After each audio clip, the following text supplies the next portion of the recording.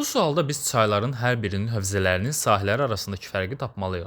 Bu sualda şagirdlərin ən çox etdiyi səhvlərdən biri kilometr və kvadrat kilometri ixtisar etməkdir ki, bu yanaşma tamamilə səhvdir. Əslində nə etməli olduğumuz sualda bizə düstur formasında verilib.